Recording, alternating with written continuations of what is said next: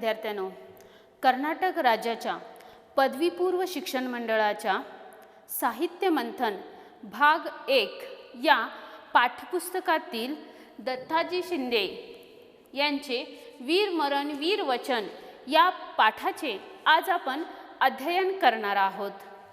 तर हा पाठ घेतलेला आहे भाऊसाहेबांची बखर यामधून। तर या पाठाबद्दल थोडक्यात मी सांगेन।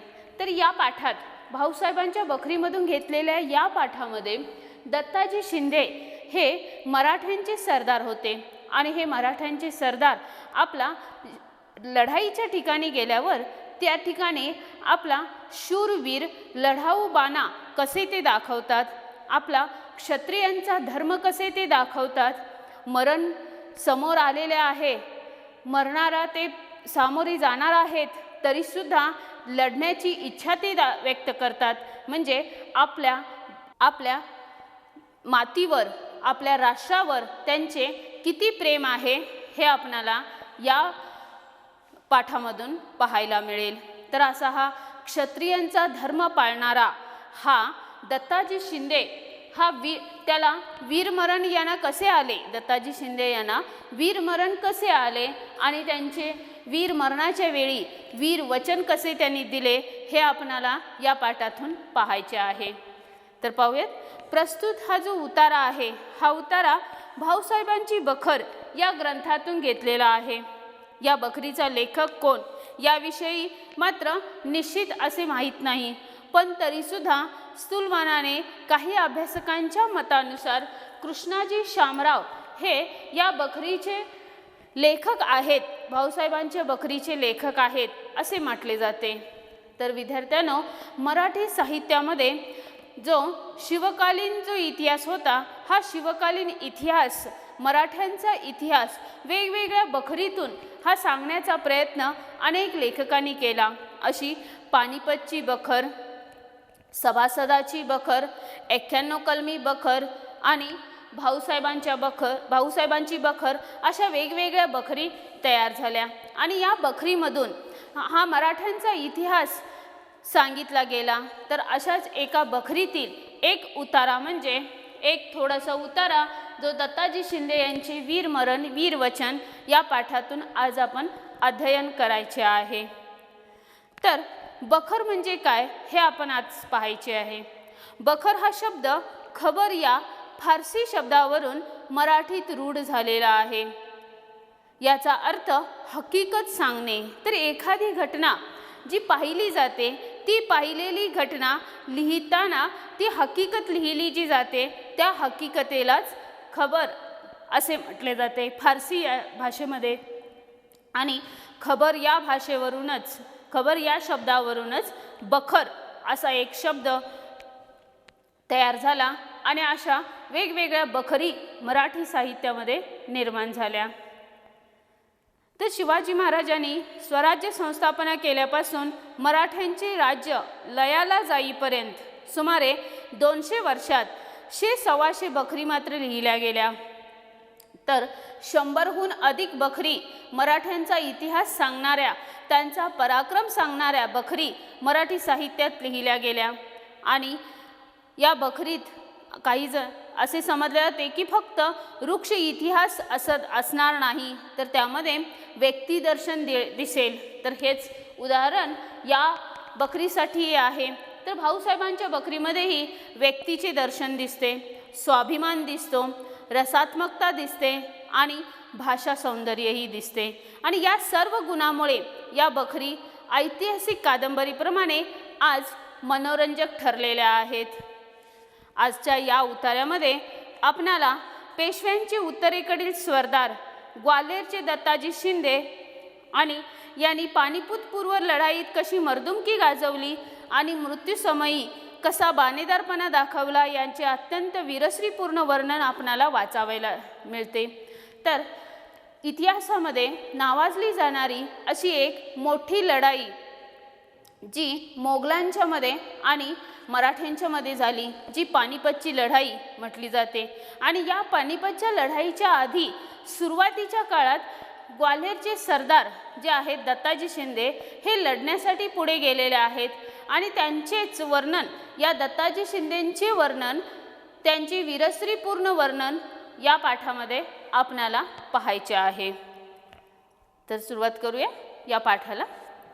तर पहा, दत्ताजी शिंदे यास बयाजी शिंदे याचकडील स्वार धावत आला आणि सांगितले की पाटील, बयाजी शिंदे तो ठार पडले, मुर्दा त्यांनी नेला आणि घाट घेऊन फौज जमावून उभी आहे. दत्ताजी शिंदे यांना बयाजी शिंदेकडचा एक स्वार, स्वार म्हणजे घोडेस्वार असलेला एक व्यक्ती, बयाजी शिंदे यांच्याकडील एक व्यक्ती येऊन दत्ताजी शिंदेंना सांगतो की बयाजी शिंदे हे ठार पडलेले आहेत आणि त्यांचे जे शरीर आहे, मुर्दा म्हणजे मृत शरीर, हे मृत शरीर जे आहे, हे मृत शरीर शत्रूकडील लोकांनी ते नेलेले आहे असे सांगितले. आणि असे ऐकताच दत्ताजी शिंदे काय म्हणतात पहा.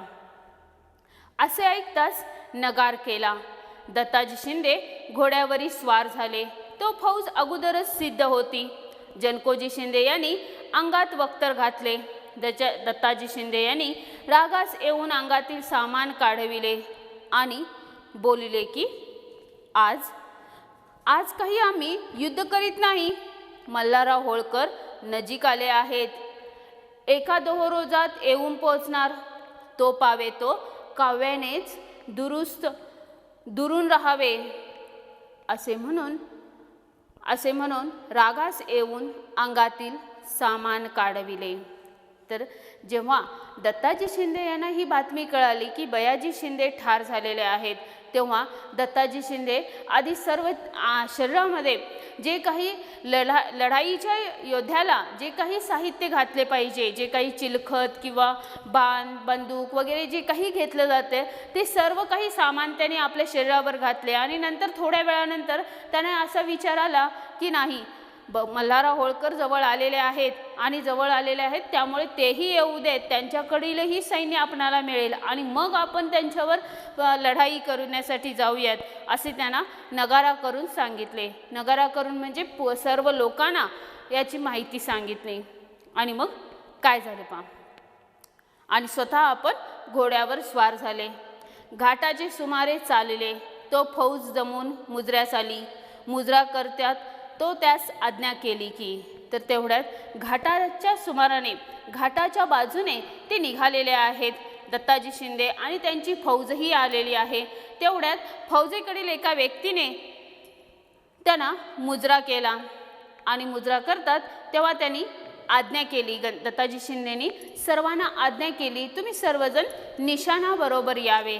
तर निशाण प्रत्येक एका युद्ध पक्षाचे प्रत्येकाचे एक निशाण असायचे आणि हे निशाण लढाईच्या ठिकाणी महत्त्वाचे असायचे आणि या निशाणाबरोबरच तुम्ही यावे असे सांगितले. म्हणून फौज निशाणाबरोबर लाविली. तो यमुना तीरी अडचण भारी, शेरण्याची बेटे होती, दिसेनात असे अडचणीत शिरले. मराठी यास पाठीवर काठी उडत असली तरच हिंमत होते. त्यात दैवयोगे करून दडण भारी, कोणाची शरम कोणास नाही, तो निशाण जाऊन युद्धास थेटले. तर पहा, या यमुना नदीच्या काठापर्यंत ते येऊन पोहोचलेले आहेत. सर्व फौज मराठ्यांची येऊन पोहोचली. दत्ताजी शिंदेने आपल्या सर्व सैन्यांना सांगितले होते की तुम्ही निशाणाबरोबर यावे, पण काही लोकांना निशाण दिसतच नव्हते. त्यामुळे काही सैन्य मागे पुढे झाले, कारण यमुना तीरावरून जात असताना मध्ये अडचण काही होती आणि शेरण्याची थोडी बेटे होती आणि ती बेट्यातून जात असताना त्यांना तिथून जाणे कठीण होत असे आणि कठीण होत असल्यामुळे ते मागे पुढे थोडे झाले. आणि पुढे काय झालं पहा, पुढे काही सैन्य त्या युद्धस्थळापर्यंत, युद्धाच्या क्षेत्रापर्यंत काही सैन्य पोहोचले आणि काही सैन्य, दत्ताजी शिंदेंचे सैन्य थोडे मागेच राहिले. आणि काय झालं, ते समयी दोन्ही तर्फेने तोफांचा, हस्तनाले, सुरतनाले, जेजाला, गंजीफियांच्या गाड्या वगैरे गारभांडी व बंदुकांचा मार ऐसा झाला की जैसे भडबुंजे लाह्या भासतात की विदुलता पात होतो तैस एकच धडाका झाला. तर या युद्धाकडे, युद्धभूमीवर, रणभूमीवर सैन्य येऊन पोहोचले आणि सैन्य येऊन पोहोचतात तेवढ्यात युद्धाला सुरुवात झाली आणि ही युद्धाला सुरुवात कशी झाली तर काही हस्तनाल म्हणजे हत्तीवरील तोफा, उंटावरील तोफा, दारुगोळ्याच्या गाड्या किंवा लांब नळीच्या बंदुका घेऊन असे काही सैन्य तिथे येऊन पोहोचले आणि हस्तनाल, सुरतनाल, जेजाला, गंजिफे गाड्या ह्या सर्व काही आल्या आणि प्रत्येकामधून ज्या काही बंदुका निघू लागल्या त्या इतक्या जोरजोरात निघू लागल्या की एखादे भडबुंजे म्हणजे लाह्या बाजणारे भट्टीवाले जे लोक असतात त्यांना असे म्हणतात. जसे लाह्यांचा चटचट चटचट आवाज जसा यावा त्याप्रमाणेच या बंदुकांचा तिथे या युद्ध क्षेत्राच्या ठिकाणी युद्धभूमीवर, रणभूमीवर आवाज होऊ लागला. आणि नुसतेच भडबुंजे लाह्या भासतात असे नाही तर विद्युलता पात होतो म्हणजे एखादी वीज चमकते आहे असे काही वाटू लागले. आणि मग तैसा एकच धडाका झाला म्हणजे दोन्ही पक्षाकडून एकमेकावर प्रतिस्पर्ध्याकडून हा बंदुकांचा मारा सुरू झाला. एखादी वीज चमकते त्याप्रमाणे हा विद्युलता वीज चमकू लागली आणि भडबुंजे लाह्या भासतात त्याप्रमाणे लाह्यांच्या सारखा बंदुकांचा आवाजही येऊ लागला. पुढे काय झालं बाणांचा वर्षावही होऊ लागला. बाणांचा वर्षाव मेघमालाप्रमाणे होऊ लागला. मेघमाला म्हणजे पाऊस जसा पडावा त्याप्रमाणे एकमेकावर दोन्ही पक्षावर मेघमालांचा पाऊसही होऊ लागला. आणि या सर्वामध्ये माणसे धुंद होऊन गेली. थोडे मनुष्य धुंद झाले. धुराची गर्दी झाली. तिने करून कोणी कोणास दिसेनासे झाले. मोठमोठे वीर त्यांच्या वीरस्त्रिया उतरल्या. अलीकडे मराठियांनी झुंज याप्रमाणे पाहिली नाही. न भूतो न भविष्यती ते समयी प्रसंगी त्यास मात्र अनुभव असेल. तरी इथे या युद्ध समयाच्या ठिकाणी धुराची गर्दीच उडाली. धूर आकाशात उडू लागला आणि आकाशात धूर उडाल्यामुळे कोणी एकमेकाला समोरचे दिसेनासेच झाले. आणि या लढाईमध्ये प्रत्येकजण इतके वीर असे शूरवीर पुरुष होते पण त्यांच्या वीरस्त्रियाही नाहीशा झाला. त्यांच्यातील वीरताच नाहीशी झाली कारण कोणी कोणाला समोर दिसेनासे झाले. इतके भयानक असे घनघोर युद्ध दोन्ही या प्रतिस्पर्धीमध्ये सुरू झाले. आणि या मराठ्यांच्या सैन्यापैकी कोणालाही प्रत्येकाला असे वाटू लागले की न भूतो न भविष्यती म्हणजे भूतकाळात त्यांनी कधी पाहिलं नाही आणि भविष्यकाळात कधी ते पाहतील असे त्यांना माहीत नाही. अशा प्रकारचे युद्ध त्या ठिकाणी होऊ लागले. तर विद्यार्थ्यांनो तर असे हे घनघोर युद्ध दत्ताजी शिंदे यांच्याकडील जे सैन्य आहे त्यांच्यात आणि मोगलांच्यात यामध्ये हे युद्ध होऊ लागले. आणि हे युद्ध होताना आणखीन दत्ताजी शिंदे हे स्वतः काय करतात, मराठ्यांचे सरदार म्हणून स्वतः काय करतात हे पाहूयात. तर इकडे म्हणजे जिथे दत्ताजी शिंदे आहेत तिकडे इकडे दत्ताजी शिंदे याचकडे तुंबळ युद्ध होतच होते.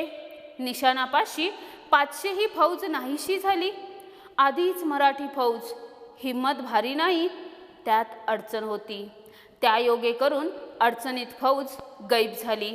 40,000 फौज थोडकी नव्हती परंतु अडचणीत काही दिसेनासे झाले. तर इकडे दत्ताजी शिंदे यांच्याकडे फौज होतीच आणि मराठी फौज हिम्मतही थोडी नव्हती आणि त्यात अडचण होती. कोणी कोणाला दिसेनासे झाले होते आणि 40,000 फौज तर मराठ्यांच्या बाजूने 40,000 फौज या लढाईसाठी गेली होती पण कोणी कोणाला दिसेनासे झाले आणि या अडचणीत माणसे सगळे सैन्य गायबच झाले. आणि दत्ताजी शिंदे निशाणाचे उजवे बाजूस होते. जिथे निशाण रोवले होते तर युद्ध समयात विद्यार्थ्यांनो निशाण हे महत्त्वाचं असायचं. जे निशाण जे जास्त वेळपर्यंत आहेत त्या पक्षाची जास्त सैन्य अजूनही आहेत असे समजले जायचे. तर हे जे निशाण आहे हे निशाण जे आहे त्याच्याच उजव्या बाजूला दत्ताजी शिंदे लढत आहेत. दिल्लीच्या बाजूने 25 खासा व आपण उभे होते. गिरच्यास त्यांची धास्ती होतीच. इतकी फौज हिम्मत सोडून होती. तो हत्तीवर घटका वाजत होती. 8 घटका पूर्ण भरल्या. त्या अडचणीत 500 मनुष्य ठार झाली, तैशीच घोडीही पडली आणि तसेच घोडी जखमी झाली, केवळ शेणसडा होऊन गेला. तैशा समयी जवळ तानाजी खराडा म्हणून सरदार होता. तर अशा या लढाईच्या ठिकाणी जनकोजी शिंदे ही मराठ्यांच्या बाजूने तिथे लढत आहेत आणि दत्ताजी शिंदे निशाणाच्या उजव्या बाजूला लढत आहेत. आणि लढत असताना दिल्लीच्या बाजूने तर खास 25 माणसे, खास म्हणजे खासा म्हणजे महत्त्वाची अशी माणसे, महत्त्वाचे असे सेवक, जे खास माणसे तिथे आहेत, ती माणसेही लढत आहेत. आणि आपण स्वतः अब्दाली आणि दुरानी हे सुद्धा तिथे लढत आहेत आणि हत्तीवर, एका हत्तीवर घटका मोजत आहेत. किती घटका झाल्या, म्हणजे किती तास झालं हे युद्ध सुरू आहे.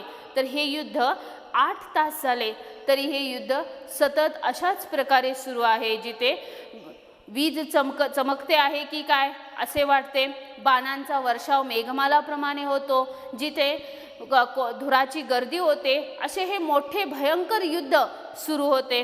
आणि या लढाईमध्ये 8 तासामध्ये 500 माणसे ठार झाली. आणि नुसतीच माणसे नाही, तसेच घोडेसुद्धा ठार झाले, ते सुद्धा पडले, ते सुद्धा जखमी झाले आणि सर्वांच्या रक्ताचा पूर्णपणे शेणसडाच झाला. तैशा समयी जवळ तानाजी खराडा आहे.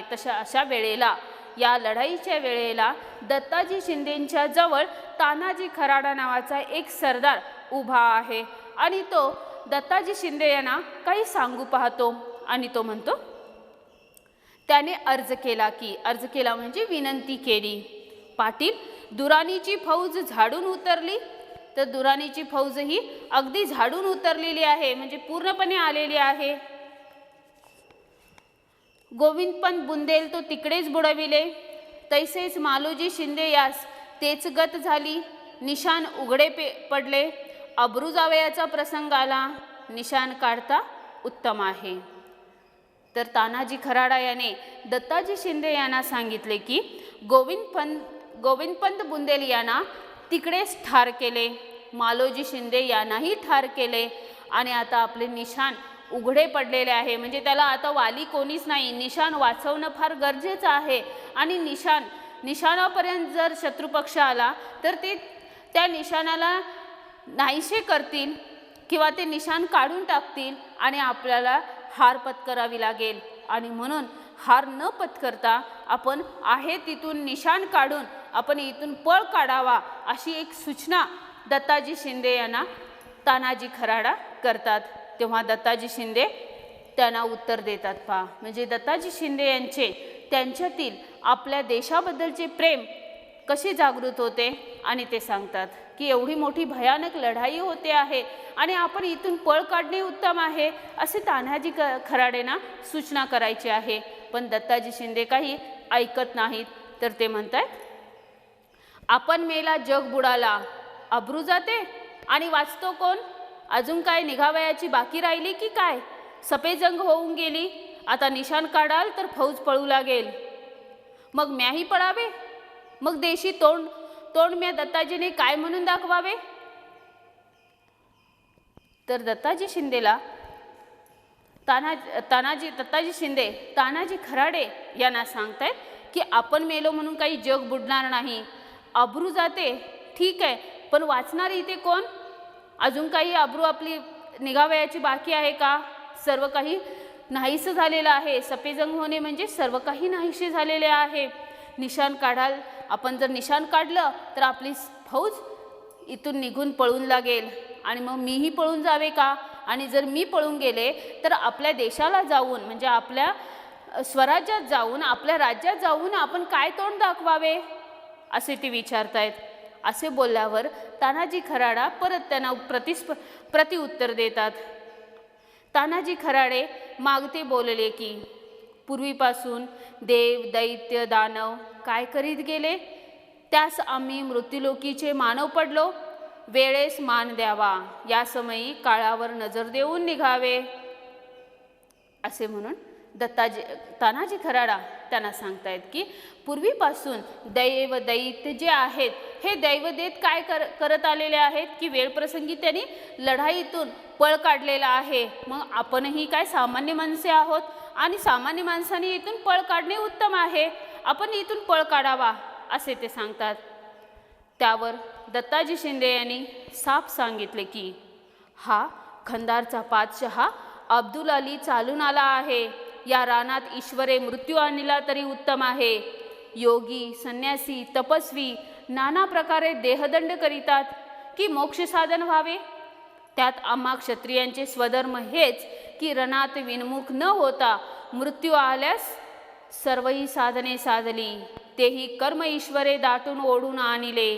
अशात जो कोणी अभागी आहे तो विनमुख होईल. रण सोडून निघाली यास दोहीसही मुकावे. इकडे नरकसाधन, इकडे अपेश मरणाहून ओखटे, यात मरणातच उत्तम. तर असे म्हणून ते गाडून उभे राहिले. गाडून म्हणजे अगदी स्थिर होऊन की मी इथेच लढणार. तर दत्ताजी शिंदे यांचे म्हणणे असे आहे की खंदारचा पातशहा हा आपल्याकडे चालून आलेला आहे, आपल्यावर हल्ला करण्यासाठी स्वतःहून आलेला आहे. आणि जर ईश्वराने जर ठरवलं असेल, देवाने जर परमेश्वराने ठरवलं असेल या रानातच आपणाला मृत्यू येणार, इथेच आपलं मरण आहे असे जर देवाने ठरवले असेल तर त्यासाठी मी मरायलाही तयार आहे. आणि पूर्वीच्या काळचे योगी संन्यासी जे आहेत ते मोक्षसाधन मिळवण्यासाठी शरीराला वेगवेगळ्या पद्धतीने काही वेगवेगळी देहदंड करतात. मग आपण तर क्षत्रिय आहोत आणि क्षत्रियांचा स्वधर्म हेच की युद्धसमयी मृत्यू आला तरी आपण अढळ राहिलं पाहिजे. मृत्यू आला तरी ठीक आहे पण पळ काढू नये, हा आमचा क्षत्रियांचा धर्म आहे आणि हा क्षत्रियांचा धर्म मी पाळणार आहे असे दत्ताजी शिंदे ठामपणे या तानाजी खराडेला सांगतात. मग असे हे दत्ताजी शिंदे पुढे काय सांगतात ते पाहूयात. तर तो इकडे जनकोजी शिंदे निशाणापाशी झोंबत होते. त्यांचे उजवे दंडास एकाएकीच गोळी लागून दंड फोडून हाड बाहेर आले. जनकोजी शिंदे यास तव येऊन घोड्याखाली आले. तो जवळ खिजमतगार उभा होता. तो धावत दत्ताजी शिंदे याचकडे आला आणि घाबरेपणाने वर्तमान सांगितले. तर इकडे या मराठ्यांच्या सैनिकांच्या मध्ये जे दत्ताजी शिंदे आहेत, या दत्ताजी शिंदेचे आणखीन एक सरदार जनकोजी शिंदे जे आहेत, या जनकोजी शिंदे सुद्धा निशाणाजवळ आपण लढाई करत आहेत. झोंबत असणे म्हणजे लढत असणे. ते लढत आहेत आणि एकाएकीस या लढाईच्या वेळी जनकोजी शिंदे यांच्या उजव्या दंडाला एक गोळी लागली आणि दंड फोडून ती गोळी बाहेर आली आणि जनकोजी शिंदे यांना चक्कर आली आणि चक्कर येऊन तव म्हणजे ग्लानी येणे किंवा चक्कर येणे. तर ग्लानी येऊन चक्कर येऊन ते घोड्याखाली पडले आणि ते जेव्हा पडले तेव्हा त्यांच्याकडचा एक स्वार आला आणि त्याने दत्ताजी शिंदे त्यांना सांगितले की बाबासाहेब गोळी लागून पडले असं सांगितले. असे वर्तमान ऐकताच दत्ताजी शिंदे यांनी जवळ लोक उभे होते त्यास जाबसाल केला की बाबा आम्हास सोडून गेले. आता आम्हास देशी तोंड दाखवावयास येणार नाही. रणात मृत्यू आला तरी उत्तम आहे, नाहीतर विष भक्षून प्राण द्यावा. तर असे बोलून दत्ताजी शिंदे पुढे 10,000 कुतुबशहा व दुराणीचे लोक उभे होते. त्याचवर 18 आसमानीनिशी घोडे घातले. तर जेव्हा दत्ताजी शिंदे यांना ही बातमी कळाली की जनकोजी शिंदेना गोळी लागली आणि चक्कर येऊन ग्लानी येऊन ते खाली पडलेले आहेत, ते कोसळलेले आहेत आणि दत्ताजी शिंदे ही बातमी जेव्हा कळते तेव्हा ते आपल्या सर्व सैनिकांना, आपल्या जवळ असलेल्या सैनिकांना दत्ताजी शिंदे सांगतात बाबा आम्हाला सोडून गेले आहेत आणि म्हणून आता आम्हाला देशाला, आपल्या देशाला म्हणजे आपल्या राज्यात गेल्यानंतर तिथे तोंड दाखवावयास येणार नाही आणि म्हणून इथे या रणभूमीमध्ये जरी मृत्यू आला तरी उत्तम आहे, पण जर मृत्यू नाही आला आणि जर आपण जिंकलो नाही तर आपण इथेच विष भक्षून म्हणजे विष प्राशन करून आपण प्राण द्यावा असे सांगितले. आणि 10,000 सैन्य असलेल्या कुतुबशहा आणि दुराणीच्या सैन्यापुढे आपला घोडा ते घेऊन गेले. तो त्यामध्ये 11 खासे ठार पडले आणि या सगळ्यामध्ये 11 खास माणसे ठार झाली. इतक्या जोशाने ते गेले आणि 11 खास माणसांना त्यांनी ठार केले आणि जात्या खाशांनी घाव केला. आणि त्यानंतर तेथून माघारे गोळीच्या माऱ्यात निघाले आणि तेथून गोळीच्या माऱ्यात सर्वजण निघाले. तो यशवंतराव जगदळे थारोळेकर यास गोळी लागून ठार पडले. त्यांचा भाऊ पिराजी जगदळेही समागमेच होता. त्याने भावाची मुर्दियासाठी बहुत प्रयत्न केला. काढावा म्हणून बोलाविले म्हणून पाटील यांनी लालमणी घोडियाचे तोंड माघारे किंचित फिरविले. मुर्दा ओढा ओढा म्हणून बोलतात तो एकाएकीच आकाशाची दोरी तुटली. तैशी गोळी येऊन उजवे बगलेस बरगडीस लागली आणि घोडियाखाली आले. तो नजीक राजाराम चोपदार व राघोबा शेणबाई पागणीस होता. त्यांनी इत्यर्थ केला की बहुत दिवस यांचे अन्न भक्षिले आणि पाहिजे तितके विलास त्यांच्या जीवावर केले. आता यास टाकून जावे, याहून मरण बरे म्हणून घोडियावरून उतरले. तो दत्ताजी शिंदे घायाळ होते.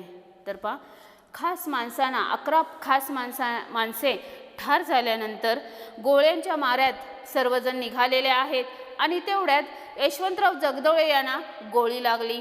यशवंतराव जगदळे यांचा भाऊ पिराजी जगदळे सुद्धा सोबत होताच आणि आपल्या भावाचा मुर्दा मिळवण्यासाठी म्हणजे मृत शरीर मिळवण्यासाठी शत्रुपक्षाकडून मृत शरीर मिळवण्यासाठी त्यांनी प्रयत्न केले.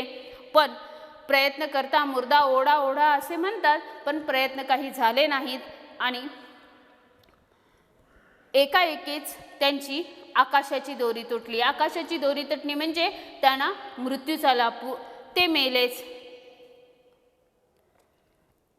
तर मुर्दा ओढा ओढा असे ते म्हणतात. तेवढ्यात आकाशाची दोरी दत्ताजी शिंदे यांची तुटली. दत्ताजी शिंदे यांच्या बरगडीला गोळी लागली आणि बरगडीला गोळी लागून दत्ताजी शिंदे घोड्याखाली आले, घोड्याखाली पडले.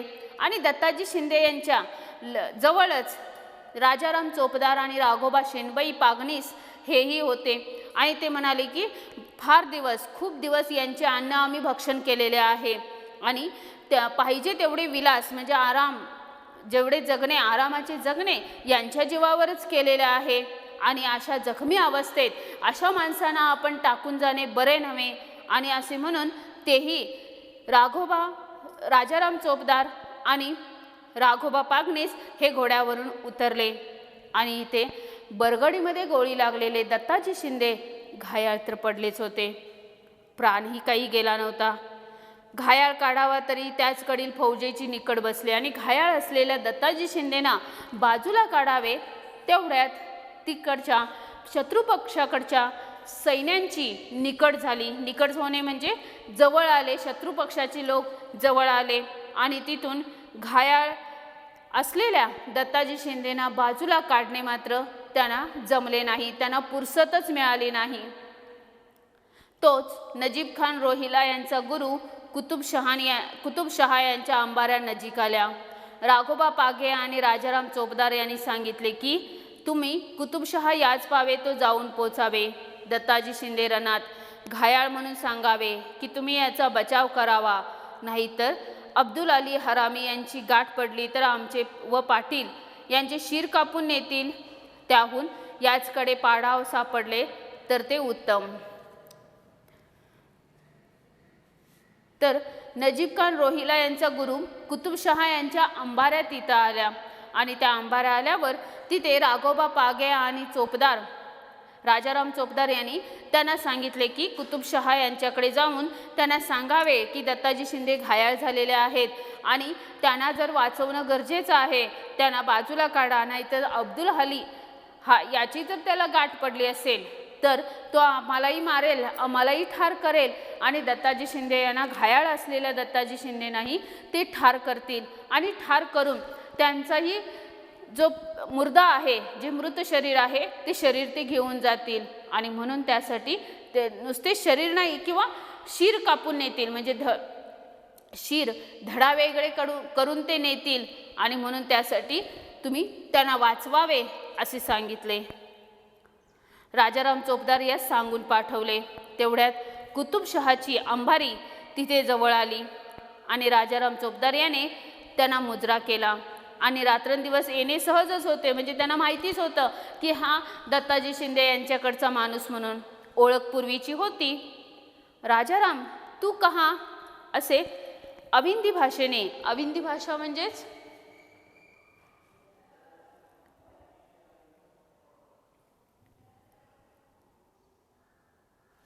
अविंदी भाषा म्हणजे कुत्सितपणाची अशा भाषेने त्याने विचारले की तू कहा असे विचारले.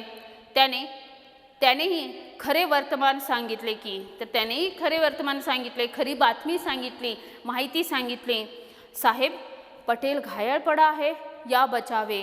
तर हा पटेल घायाळ पडलेला आहे, तुम्ही वाचवावे असे सांगितले. असे म्हणतात कुतुबशहाला तर आनंदच झाला की हा दत्ताजी शिंदे घायाळ झालेला आहे म्हटल्यानंतर त्याला खूप आनंद झाला. आणि इक्षुदंडातून शर्करा सापडते तसे अनायासे करून महालाभ झाला, म्हणजे संपूर्ण शरीरातून साखर बाहेर पडते याप्रमाणे त्याला खूप, इक्षुदंड म्हणजे संपूर्ण शरीराच्या अवयवातून, संपूर्ण शरीरातून साखर बाहेर पडते की काय, याप्रमाणे खूप अत्यानंद असा त्याला झाला. आणि मग तो म्हणतो की, बोलला की पटेल कहाँ है, दिखलाओ असे विचारले. म्हणून तैसेच अंबारी राजाराम जेथे दत्ताजी शिंदे घायाळ पडले होते तेथे घेऊन आला. मग राजाराम जेथे दत्ताजी शिंदे घायाळ पडले आहेत तिथे त्यांना दाखवण्यासाठी घेऊन आला, त्यांना वाचवण्यासाठी हे विनंती करतायत की दत्ताजी शिंदे घायाळ पडलेले आहेत, त्यांना वाचवावे, त्यांना नाही तर अब्दुल अली त्यांना ठार करतील, त्यांचे शीर घेऊन जातील आणि त्यांना वाचवावे असे सांगितले. तरी कुतुबशहा याला आनंद झाला की आपला शत्रुपक्षाकडचा माणूस, शूरवीर असलेला हा दत्ताजी शिंदे ठार झालेला आहे, शत्रुपक्षाकडचा हा माणूस जखमी झालेला आहे, घायाळ पडलेला आहे, हे ऐकून त्यांना खूपच आनंद होतो. आणि हा पटेल कहाँ है, दिखलाव असे म्हणून ते त्याच्यापर्यंत जातात. तेथे घेऊन आला. कुतुबशहा याने अंबारीतून खाली उतरून तो जवळ आला. तो दत्ताजी शिंदे उताने पडले होते. तेथे कुतुबशहा याने दत्ताजी शिंदेना जाबसार केला. अजूनही घायाळ आहेत, बरगडीला, उजव्या बरगडीला गोळी लागलेले आहेत, जखमी झालेले दत्ताजी शिंदे आहेत. आणि त्यांना कुतुबशहा विचारतायत, पटेल हमारे साथ तुम और लढेंगे. तर कुतुबशहा दत्ताजी शिंदेना विचारतात की पटेल हमारे साथ तुम और लढेंगे. तर घायाळ असलेल्या माणसाला ते लढाईचं आव्हान देत आहेत. म्हणून पुसिले. दत्ताजी शिंदे सावधच होते.